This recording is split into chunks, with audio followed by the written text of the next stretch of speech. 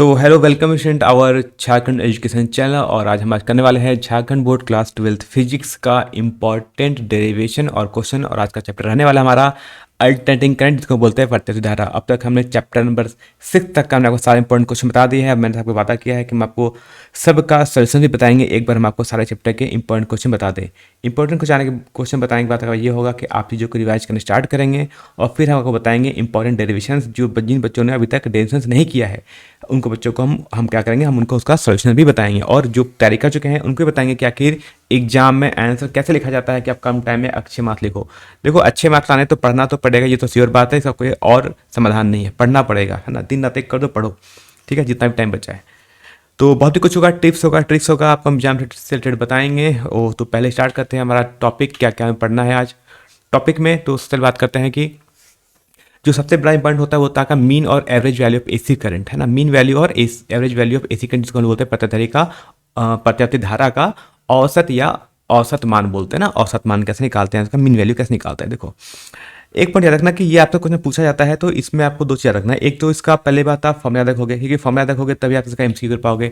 तो पहला बात है कि इसका आपको चाहिए फॉर्मुला में लिख देता हूँ कि जो एवरेज वैल्यू होती है ना, जो आई एवरेज की वैल्यू होती है, ठीक है, रखना हाफ साइकिल के लिए। इसे दो क्वेश्चन पूछा जाता है। हाफ साइकिल के लिए मैं बता रहा हूँ, आधी साइकिल के लिए इसकी जो वैल्यू होती है वो 2I0/पाई होती है। I0 होता है वो मैक्सिमम वैल्यू होती है, ठीक है। लेकिन अगर कभी आपसे पूछा कि बताओ एवरेज वैल्यू कितनी होगी फुल साइकिल के लिए, ठीक है, कितने के लिए, पूरी साइकिल के लिए, तो पूरी साइकिल की जो उसकी वैल्यू होती है वो 0 हो जाती है। देखो, हाफ साइकिल और फुल साइकिल का मतलब क्या होता है, ये होता है हाफ, ये होता है फुल, ठीक है, ये फुल होता है, मतलब ऊपर इतना ऊपर बनना, आधा ऊपर आधा नीचे, तो ये बनेगा फुल। हाफ की पार्ट करोगे तो हाफ में इसकी वैल्यू तो 2I0/पाई होती है। लेकिन पॉइंट याद रखना कि अगर आपसे फुल साइकिल पूछा जाए तो इसकी वैल्यू 0 होती है। ये आपसे बहुत ज़्यादा क्वेश्चन पूछा जाता है एमसीक्यू में, तो एमसीक्यू के लिए बहुत ज़्यादा इंपॉर्टेंट रहेगा। किसके लिए बात कर रहे हैं, हम बात करें पॉइंट नंबर 1 की बात कर रहे हैं, एवरेज वैल्यू के लिए, ठीक है। जो हिंदी मीडियम के स्टूडेंट है वो भी याद रखना, हम किसकी बात कर रहे हैं, एवरेज वैल्यू यानी हम औसत मान बात करते हैं। चलो बात करते हैं कोई पॉइंट नंबर 2 की बात करते हैं, उसको बोलता है रूट मीन स्क्वायर वैल्यू ना। रूट मीन स्क्वायर वैल्यू क्या होती है, तो आई को हम IRMS बोलते हैं। तो IRMS की जो वैल्यू होती है वो याद रखना कि I0/√2 होती है। अगर वोल्ट के टर्म पूछा जाएगा तो VRMS है ना, VRMS तो इक्वल टू हो जाएगा V0/√2, जहाँ पर I0 क्या है, मैक्सिमम वैल्यू है, V0 क्या है, मैक्सिमम वैल्यू है किसके लिए, पोटेंशियल के लिए, यानी वोल्टेज के लिए, ठीक है रखना। अच्छा, ये हाफ साइकिल या फुल साइकिल हो, कुछ के लिए भी दोनों फॉर्मूला वैलिड रहेगा। तो किसके लिए, हाफ एंड फुल साइकिल दोनों के लिए सेम होती है, हाफ एंड फुल, है ना, दोनों साइकिल के लिए वैल्यू सेम होती है, इसमें कोई भी चेंज नहीं होता है, एक ही फॉर्मूला है, याद कर चले आना। अब दूसरी बात बताते हैं कि इसमें इंपॉर्टेंट क्वेश्चन क्या है। जैक बोर्ड का एक बड़ा फेमस क्वेश्चन रहा है कि हर 2 साल में ये क्वेश्चन को रिपीट करता है ना, 5 मार्क्स के लिए। अब पूछो सर 5 मार्क्स में क्या रिपीट करता है, तो सर आपके लिए 5 मार्क्स में रिपीट करता है वो इन दोनों क्वेश्चन पूछता है, एक साथ पूछता है डेरिवेशन। तो इन दोनों का डेरिवेशन पूछा जाता है हाफ हाफ, 2.5 मार्क्स में, है ना। तो 2.5 ये दोनों ऐड करके आता है, दोनों प्लस मतलब दोनों एक साथ पूछा जाता है।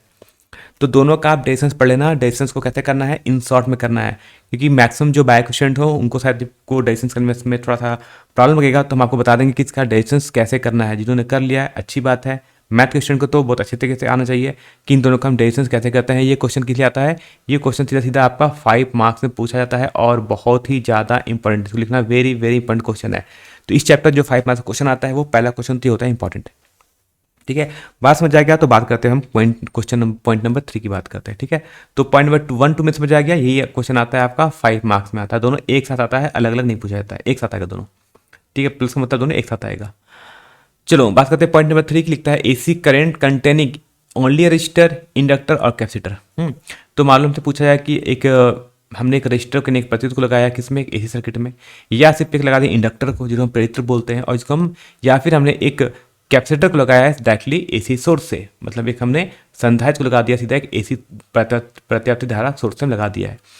तो इसमें क्या क्या रखना मैं बताता हूँ। पहली बात, इसमें तो एक दो फॉर्मूला याद हो गए, ठीक है। एक तो रखना कि आपने फेज डिफरेंस पूछा जाता है, ठीक है।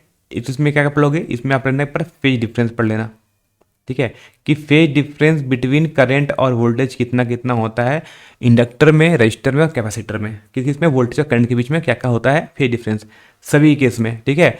तो बताता हूँ, देखो रजिस्टर के लिए होता है ये 0 डिग्री होता है, इंडक्टर के लिए π/2 होता है, मतलब 90 डिग्री होती है। कैपेसिटर में भी ये जो फेज डिफरेंस आता है ये π/2 आता है। फेज डिफरेंस मतलब एंगल की बात होगा यहाँ पर, ठीक है। तो याद रखना। अच्छा, किस में वोल्टेज आगे रहता है, किस में करंट पीछे रहता है, ये भी आप आपको बता देंगे। नहीं पढ़ा है तो कमेंट कर दो कि हाँ सर ये बता दो, है ना। पॉइंट नंबर 3 लिख देना, पॉइंट नंबर 3 बता दो, हम बता देंगे, ठीक है। लेकिन अभी हम आपको सिर्फ बता रहे हैं पॉइंट क्वेश्चन क्या करना है। तो इससे रिलेटेड जो भी क्वेश्चन आपने पढ़ा होगा नोट से पढ़ लो, नहीं तो मेरा 1 डिवीजन मैं बताऊंगा तो वहाँ से देख लेना, ठीक है। और अगला जो आता है पॉइंट क्वेश्चन वो आता है आपका पॉइंट नंबर 4 की तरफ से, ठीक है। पॉइंट नंबर 4 बोलता है कि AC circuit through N R L, है ना। नॉट, ये नहीं, पॉइंट नंबर 4 नहीं, 4 नंबर नहीं आता हमसे, है ना, 4 नंबर पढ़ना। हमसे आर सी आर एल या आर सी सर्किट नहीं आता है, हमसे क्या आता है, जो एल सी आर आता है। तो पॉइंट नंबर 3 पढ़ लेना अच्छे तरीके से, एमसीक्यू में पूछा जाएगा, या तो यहाँ से जब क्वेश्चन पूछ लिया जाएगा वो मार्क्स हो सकता है 2 और 3 मार्क्स में, अगर आ गया तो पूछा जा सकता है, ठीक है। इसी को पढ़ लेना। देखो ऊपर जो लिखा ना पॉइंट नंबर 1 और 2, देखो पॉइंट नंबर 1 और 2 का जो डिस्टेंस है, हो सकता है आपसे एक डिस्टेंस पूछा जाए 3 मार्क्स में। तो इस बात को भी अपने ध्यान रखना कि पॉइंट नंबर 1 या फिर पॉइंट नंबर 2 को भी आपसे 3 मार्क्स में कोई एक डिस्टेंस भी पूछ सकता है जैकपॉट। बात करते हैं पॉइंट नंबर आता है हमारा 4, है ना। पॉइंट नंबर 4 हो जाएगा, point number 4, point number 5, point number 6। तो एक बार जल्दी से हम चीज़ों को लिख सकते हैं। तो पॉइंट नंबर 4 होता है हमारा, पॉइंट नंबर 4 होता है हमारा यहाँ पर कि सीरीज एलसीआर सर्किट, मतलब श्रृंखला में जब एलसीआर मतलब इंडक्टर, कैपेसिटर और रेजिस्टर को लगाते हैं तो इसमें इसकी क्या इक्वेशन होता है, इंपिडेंस क्या होता है ना, ये सब पढ़ लेना, है ना। 2-3 मैं लिखे वर्ड, इसको पढ़ लेना। एक इंपिडेंस पढ़ लेना क्या होता है, ठीक है, जिसको हम कैपिटल जेड से डिनोट करते हैं। एक पढ़ना क्या पर रिएक्टेंस क्या होता है, को बोलते हैं कैपेसिटिव रिएक्टेंस, है ना। इस रिएक्टेंस में पढ़ना, इसको भी हम एक्स नोट करते हैं। और इन दोनों का जो यूनिट होता है, याद रखना, इन दोनों का यूनिट होता है वो क्या होता है, इन दोनों का यूनिट होता है आपका ओम होता है, ठीक है, ये रखना। रिएक्टेंस में आपसे 2 पूछा जाएगा, या तो एक्सएल पूछा जाएगा या तो एक्सी पूछा जाएगा, है ना। एक को बोलते हैं कैपेसिटिव रिएक्टेंस सेकंड वाले को, और पहले को बोलते हैं इंडक्टिव रिएक्टेंस एक्सएल। एक्सएल मतलब इंडक्टिव रिएक्टेंस, एक्सी मतलब कैपेसिटिव रिएक्टेंस, ठीक है। 2 पॉइंट को अच्छे तरीके से पढ़ लेना, इनका डेफिनेशन पढ़ लेना, इंपिडेंस क्या होता है, रिएक्टेंस क्या होता है। जैक बोर्ड ने 2018 या 19 में ये क्वेश्चन पूछा था उसने, है ना। और इनका यूनिट ओम होता है, ये अक्सर वो एमसीक्यू में आपसे पूछ लेते हैं कभी कभी, ठीक है। तो मैं बता रहा हूँ कि आपको क्या पढ़ना अच्छा रेजिस्टेंस कंडीशन। तो सीरीज एलसी सर्किट जो बता रहा हूँ, ये क्वेश्चन भी आपके लिए बहुत ज़्यादा इंपॉर्टेंट है। ये क्वेश्चन भी आपसे हो सकता है 5 मार्क्स में पूछ लिया जाए। देखो मैं कुछ दिनों के बाद ना आपको पूरा एक बता दूंगा, कुछ टाइम के बाद मैं आपको पूरा एक एनालिसिस बताऊंगा कि 2022 से मतलब 2020 से लेकर कौन कौन से क्वेश्चन 5 मार्क्स से पूछे गए हैं और किस किस चैप्टर से पूछे गए हैं। तो वो सारा वो एक अलग हम सीरीज भी बता देंगे आपको ना पूरा। तो उस बात को भी ध्यान रखना, ठीक है। तो चैनल पे बने रहोगे, सब्सक्राइब करते रहोगे, लोगों तक शेयर करते रहोगे, तो आपको बहुत कुछ हम बताने वाले हैं फिजिक्स में। क्योंकि मैक्सिमम जो बच्चे फेल होते हैं वो अक्सर फिजिक्स में होते हैं, क्योंकि वो अक्सर वो अच्छे से पढ़ नहीं पाते हैं कि क्या पढ़ना है क्या नहीं पढ़ना है और कैसे आंसर लिखना है।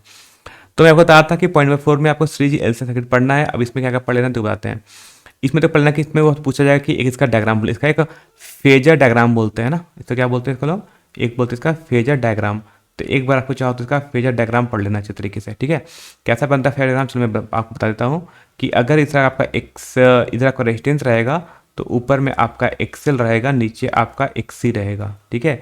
इसी चीज़ को हम चाहे तो ऐसे बना सकते हैं, हम ऐसे बनाते हैं ना। इसी डायग्राम को हम कैसे बनाते हैं, इसी डायग्राम को हम कुछ इस तरह से बनाते हैं कि अगर ये हमारा रेजिस्टेंस है तो ऊपर में होगा हमारा, या इस साइड बोलो, दोनों वाले बात बराबर ही है ना। इसको क्या बोलते हैं, एक्सएल माइनस एक्सी बोलते हैं, ठीक है। तो ऐसे ग्राफ बनाना, इसको हम बोलेंगे फेज डिफरेंस बोलते हैं ना, phase difference between voltage and current, ठीक है। ये वैल्यू आपकी एक्सएल हो जाएगी, ये वैल्यू माइनस एक्सी हो जाएगी, और ये जो आपका ये जो टर्म बनेगा इसको हम जेड बोलते हैं, ठीक है, इसको हम इंपिडेंस बोलते हैं। और जो जेड की वैल्यू होती है वो आपकी होती है रूट ओवर आर स्क्वायर, ठीक है, क्योंकि आपका एक राइट एंगल ट्रायंगल बन रहा है, इंटू एक्सएल माइनस एक्सी का स्क्वायर बोलते हैं। तो ये वाला फॉर्मूला पढ़ लेना, आपसे पूछा जाएगा।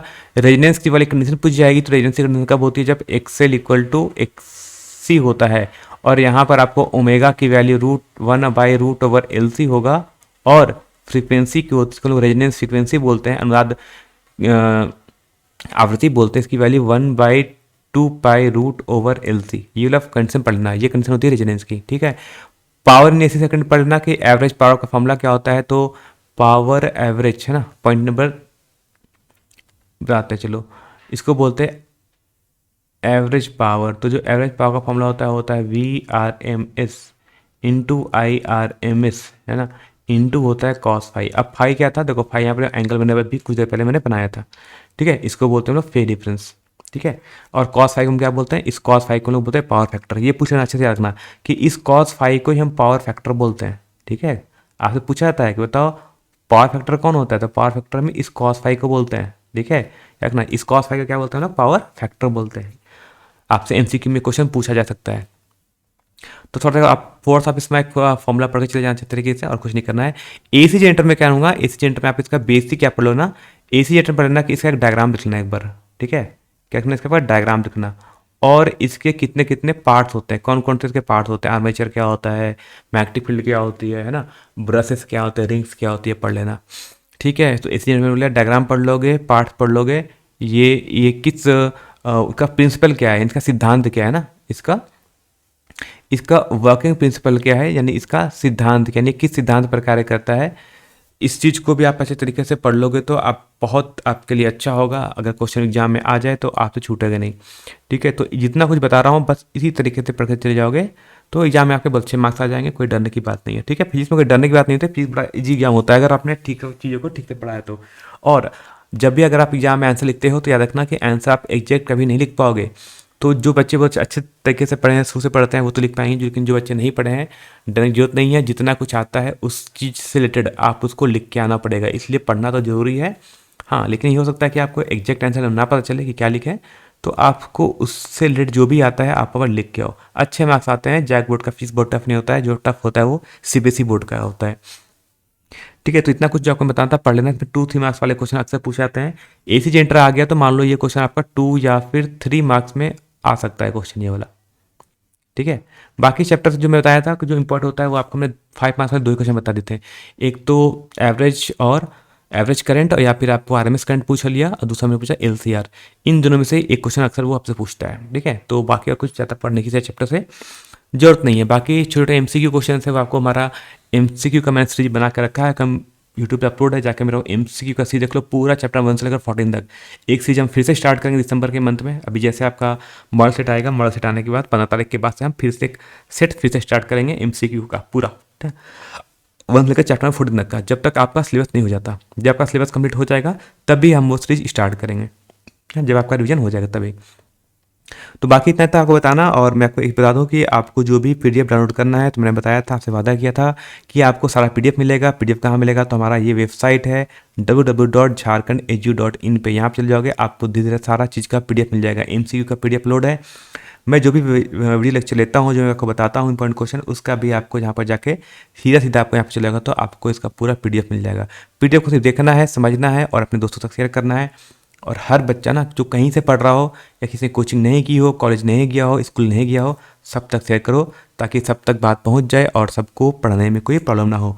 बाकी जिनको बहुत अच्छी तरीके से फिजिक्स पढ़ने का मन है तो मेरा वो चैनल है, यूट्यूब पे सर्च करना फिजिक्स विद अभिजीत सिंह, इसको मैं सर्च करोगे मेरा चैनल मिल जाएगा। सब्सक्राइब करना, यहाँ पर अभी हमने कोई वीडियो अपलोड करना स्टार्ट किया है डिटेल्स में, है ना। खासकर ये तो अच्छे उच्चों के लिए जो नीट का प्रिपरेशन कर रहे हो और कुछ जो जेईई मेंस का प्रिपरेशन कर रहे हो उनको भी अच्छा खासा यहाँ से हेल्प हो जाएगी। बाकी जो झारखंड कंबाइंड का एग्जाम देते हैं या कोई अदर पॉलिटेक्निक एग्जाम देते हैं उनके लिए भी बहुत ज़्यादा इंपॉर्टेंट रहेगा।